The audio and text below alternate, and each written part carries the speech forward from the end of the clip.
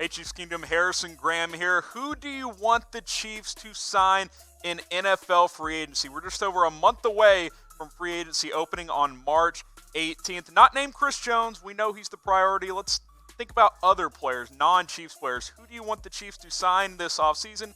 Now, I'll go into 15 players I think the Chiefs should target in free agency.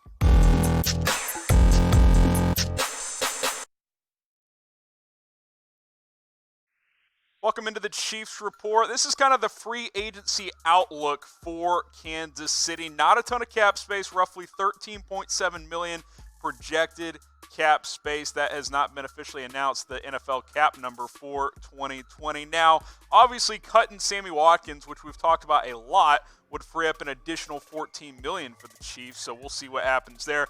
And we all know the main free agent target for the Chiefs is Chris Jones. The 15 players I'm going to get to in just a second are non-members of the Kansas City Chiefs. We know this is the priority, getting Chris Jones back on a long-term deal. And if that happens, quite frankly, the Chiefs will be pretty quiet in free agency, and that's okay because they won the Super Bowl this past year. You bring back Chris Jones, make a couple of minor moves, you are good to go. But if they lose Chris Jones or if they want to make some other moves, we have some players to look at. Now, these are the 5 biggest needs entering the offseason. I've got defensive line at number 1 because if you lose Chris Jones, that becomes a major need with Frank Clark being your only main guy. Cornerback is still a need. Kendall Fuller, Bashaud Breeland set for free agency as well. Linebacker, I think the Chiefs can upgrade in that department. Offensive line, Andrew Wiley's a free agent. Lawrence Duvernay-Tardif could be cut to save some money, so the guard position is key. And then backup quarterback, we'll see what happens with Chad Henne and Matt Moore, but those are 5 areas I'm looking at for the Chiefs. So let's get into it.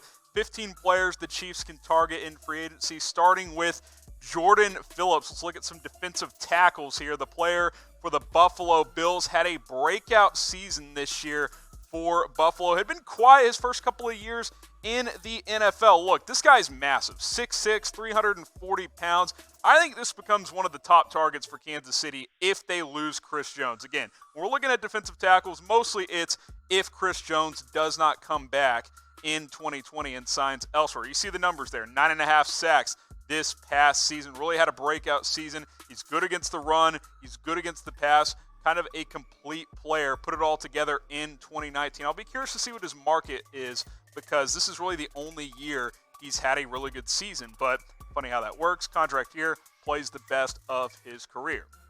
Now, Chiefs fans, we're growing the channel. The last couple of weeks, it's been growing faster than it ever has. Trying to get to 1,000 subs by March 1st. Currently at 738. Let's get to 1,000 by the end of the month. We'll have full offseason coverage, rumors, news, free agency, draft coverage, all of it on our Chiefs-only channel. And if you're watching this on our main Chat Sports YouTube channel, you can watch the rest of this video ad-free on our Chiefs channel. Okay, next player here, we got Michael Brockers out of the Rams. Now, the Rams are in an interesting spot because they got a lot of expensive contracts, guys, which means guys like Brockers probably won't be able to be retained in 2020. So, why not Kansas City bring him on board again if they lose Chris Jones? I don't see the Rams paying him. I think you could get him maybe in that $6-7 million range per year. So, if you don't want to pay Chris Jones $20 million, or if he walks, Michael Brockers becomes an option. Good against the run, improving against the pass, had a decent year in that area as well. Keep in mind the Chiefs, Mike Pennell is a free agent also, so Brockers could come in and help in that department. Last guy here, bargain bin option for Kansas City. That's Mike Daniels. Now, it's been a couple of years since he was really good with Green Bay. Didn't do much last year in Detroit. Only played in 9 games for the Lions last season. But if Mike Pennell walks, this one really doesn't relate to Chris Jones because I don't think Daniels is going to cost that much. You could get Chris Jones and then sign Daniels for cheap as well if Mike Pennell leaves. Now, I want to keep Mike Pennell. He's a player that played really well last season while Daniels did not. Just had 10 tackles in 9 games, but historically has been a good run defender. I like Mike Daniels. I don't know how much he has left in the tank, but if you lose Pennell, want to take a chance, a flyer on a guy for cheap, I think Mike Daniels could be an option. Question for you, what is the biggest need for the Chiefs this offseason? I gave you my 5 needs. Defensive line, cornerback, linebacker, a couple of others. What do you guys think? What is the biggest need for the Chiefs this offense? Go ahead and type this offseason. Go ahead and type your votes down in the comment section. Let's go to linebacker here as we go from defense to offense. I promise we do have a couple of offensive players I'm looking at as well. Cory Littleton. I like his game a lot. He's a very modern linebacker. Bit undersized, only 230 pounds, but he's rangy. He covers well. Tackling machine, had 134 tackles this past season. And like I said, he covers well, which is what you need in the modern day NFL. Yeah, you want to be good against the run, which Littleton certainly isn't bad in that area, but I like guys who can cover, who can go sideline to sideline at the linebacker spot. Cory Littleton fits the bill as far as that goes. Danny Trevathan next up here now. Dealt with some injuries in 2019, the Bears linebacker did. He's been a core part of that defense the last few years, but I wonder if they're going to bring him back because like Kansas City, Chicago's kind of in a financial tricky spot right now. They got about $15 million, I believe, in cap space, so got to make some decisions here. We'll see if Trevathan's back in Chicago. Now, he's getting a little older, around that 30-year-old range.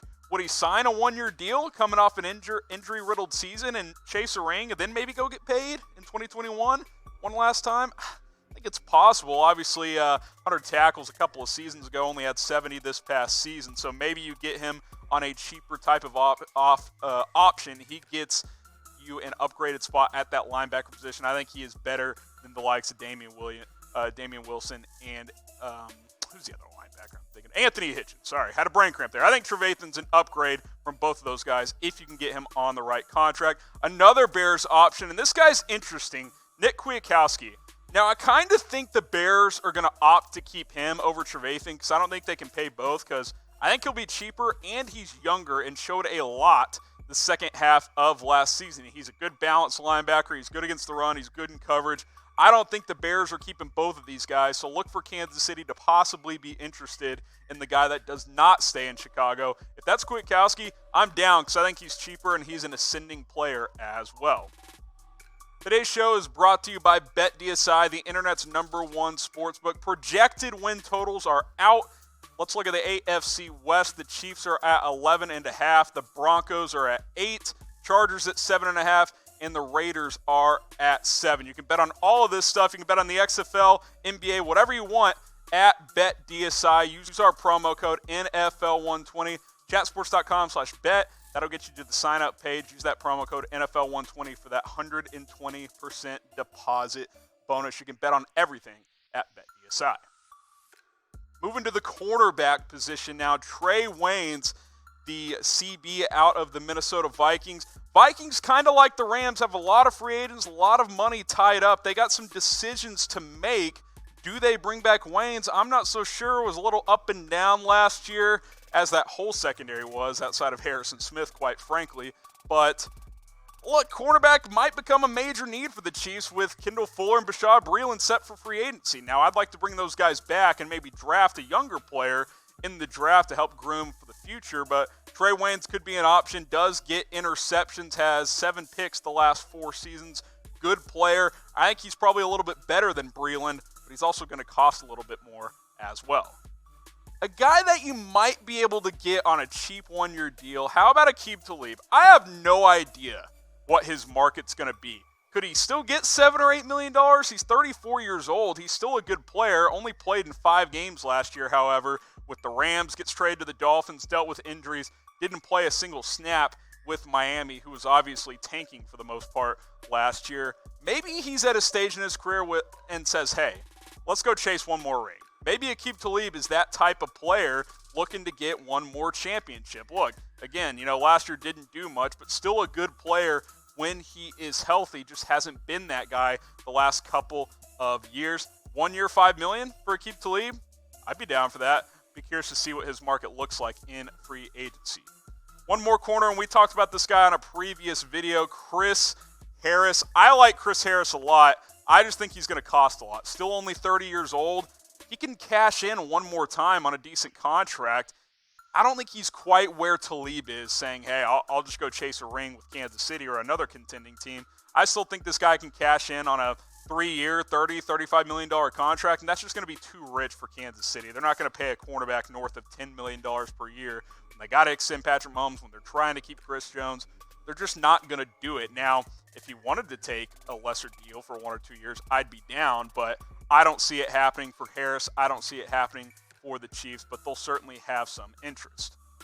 Now pick a cornerback. These guys were teammates for a while, Aqib Talib and Chris Harris. I talked about both. Type T for Talib, type H for Harris. Just pretend it's only for next season, because obviously Talib's older. If it's for 3 years, you're going to take Chris Harris. But go ahead and type your votes down below. Type T for Talib, type H for Harris. Moving over to the offensive side of the ball, Chase Daniel. I mentioned backup quarterback is a need for this team because Chad Henne's a free agent. Matt Moore's a free agent. I don't know what those guys' future looks like. Hey, if Matt Moore wants to come back on a minimum deal, I'm down. He played well in the couple of games that Mahomes missed. I don't see Chad Henne coming back. He might just retire after winning a Super Bowl ring with the Chiefs this past season. Daniel's reliable. He played with the Chiefs from 2013 to 15. He knows Andy Reid's system. I think this makes a lot of sense. He's made a lot of money as a backup. He'd probably be willing to come on board for pretty cheap. Who do you want as the backup to Patrick Mahomes next season? Anybody out there? There's a lot of them available. Guys like Colt McCoy. You can go get a Case Keenum. If you can trade for a cheap veteran. Who do you want to be the backup to Patrick Mahomes in 2020? Matt Moore on a 1-year deal would still be my preference, but if he retires, give me Chase Daniel, a guy who knows the system very, very well. Now we go to the offensive line. Ereck Flowers. You guys are probably laughing as you see this guy pop up on your screen thinking, Flowers sucks. Well, he kind of has revived his career by sliding to guard, and Bill Callahan did an excellent job with him in Washington. Now, I'm not sitting here saying he's just a beast now, but he's more than passable. Like, he's an average to an above average guard in the NFL, and those guys are valuable because the Chiefs have 2 good tackles on their offensive line, but Andrew Wiley's a free agent, or Duvernay-Tardif could get cut, need help at offensive guard. I think Ereck Flowers could be a cheap option. Michael Schofield from the Los Angeles Chargers. They're in an interesting situation. They've parted ways with Phillip Rivers. Do they enter a bit of a rebuild? Do they try and keep the gang together? I'm curious to see what the Chargers look like. Schofield's a good guard. I think he would be a nice addition for the Chiefs. And then one more guy here, Ron Leary. So I look at 3 guards here from the Broncos. Now, technically, he's still under contract with the Broncos, but it is a team option for $9 million. They can save almost $8 million by cutting him. I think that's very much a possibility as Denver has kind of begun this rebuild around Drew Lock, their young quarterback. Ron Leary's not what he used to be. He's not what he was when the Broncos first signed him, but he's still an excellent run blocker and a decent pass blocker as well. You can get him on $3.5–4 million on a 1-year deal. Sign me up. I think that would certainly be a good fit for Kansas City. And we still got a lot of Super Bowl gear on sale. Chatsports.com/ChiefsSB is where you can find all of this stuff. You can find the t-shirts, the jerseys with the Super Bowl patch, which I'm a big fan of, the hats, of course, long sleeves, hoodies, socks, all kinds of Super Bowl champion gear. We waited 50 years to win one of these things. Might as well get some gear to celebrate. Chatsports.com/ChiefsSB. Check the comments, check the description. That link will be in there for you guys. A few more players on offense, a couple of receivers I want to look at. Receiver, not a major need, but if you cut Sammy Watkins and Demarcus Robinson walks, which honestly could happen, got to at least bring 1 or 2 guys on board. How about Randall Cobb? Had a bounce-back season in 2019 with the Cowboys. I thought he played really, really well, meshed well with Dak Prescott. Mahomes is just a much better Dak, so why not bring him on board and see if he can help you get another Super Bowl? Now, he signed a 1-year, $5 million deal with Dallas. Can you get him on that same price? Probably not. I think his value has gone up after this season, 828 yards and 3 touchdowns. Had a couple of touchdowns called back, too. Cobb played really well last season. I think he would fill in nicely for Kansas City. And how about the Chiefs go YOLO on offense? All speed everywhere. Phillip Dorsett, certainly not a great overall receiver, but he's a speed demon and can flat out fly. You put him next to Tyreek Hill and McCole Hardman, you've got probably the fastest wide receiver core in the league if you don't already.